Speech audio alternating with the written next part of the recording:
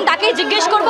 এই যে প্রতিবাদের ধরন বারংবার বদলে যাচ্ছে, সমর্থকেরা, চিত্রশিল্পীরা, নৃত্যশিল্পী, গায়ক প্রত্যেকে উপস্থিত হয়েছেন, প্রত্যেকের কণ্ঠে একটাই প্রতিবাদ, বিচার চাই। কি বলবেন আজকের এই সভাতে? কারণ এটা সম্পূর্ণ অস্বাভাবিক একটা অবিচার হচ্ছে। আজকে 1 মাস হতে চললো, একটা মার্ডার এবং রেপের তার কোনো কিনারা হচ্ছে না। সিবিআই এবং আমাদের কলকাতা পুলিশ প্রথম থেকে চুপ করে বসে আছে। এটা হতে পারে না। আর আমাদের একটাই ডিমান্ড, জাস্টিস ফর আরজি কর। কে দুর্নীতি করেছে করেনি আমরা জানতে চাই না, যে খুন করেছে এবং যারা খুনের সাথে যুক্ত তাদের ধরতে হবে। ততদিন অবধি আমাদের প্রতিবাদ চলবে। এটা জনমানুষে ছড়িয়ে গেছে। এই লোয়ার কোর্টে দেখা যাচ্ছে যে সিবিআইয়ের যারা আইনজীবী তারা উপস্থিত থাকছেন না, অন্যদিকে বিচারক তার কণ্ঠে শোনা যাচ্ছে, তিনি বলছেন যে আমি কি তাহলে জামিন দিয়ে ছেড়ে দেবো। কি এটা অপেক্ষা করা যাক, একদিন না হয় আসেনি, কিন্তু এরকম যদি একটানা দীর্ঘসূত্রিতা চলতে থাকে তাহলে বাংলার বুকে আগুন জ্বলবে। সিবিআই তদন্তে খুশি? না, এখনো অবধি খুশি নই, তবে আরেকটু সময় দেওয়া উচিত। কারণ প্রথম 3-4 ঘন্টা কলকাতা পুলিশ যা করেছে সেটা থেকে বেরিয়ে আসাটা খুব ডিফিকাল্ট। সোমবারে দেখি শুনানিতে কি বলে। পজিটিভ একটা তো আশা করছি, কারণ সমস্ত বাংলা যেখানে গর্জে উঠছে সেখানে আমরাও বিচার ব্যবস্থার উপর কিছুটা প্রেশারাইজ করতে পারবো।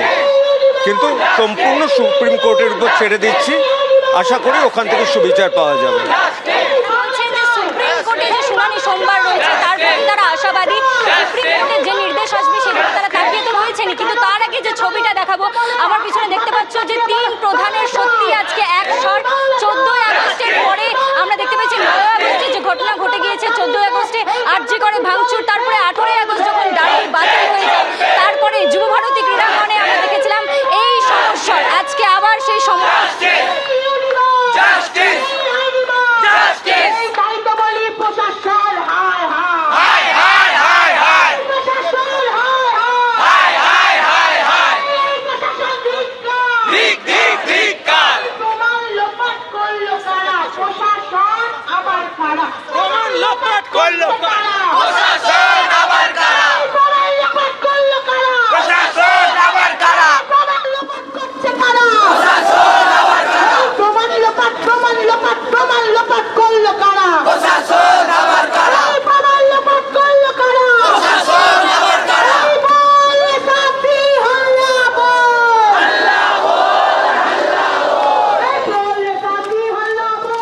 আমরা দেখতে পাচ্ছি সেই ছবিটায় যে 3টি দল, 3টি রং আলাদা হলো, এই উই ওয়ান্ট জাস্টিস, এই 3টি শব্দই কিন্তু মিলিয়ে দিয়েছে সর্বস্তরের মানুষজনকে, বিভিন্ন মাধ্যমের মানুষজনকে।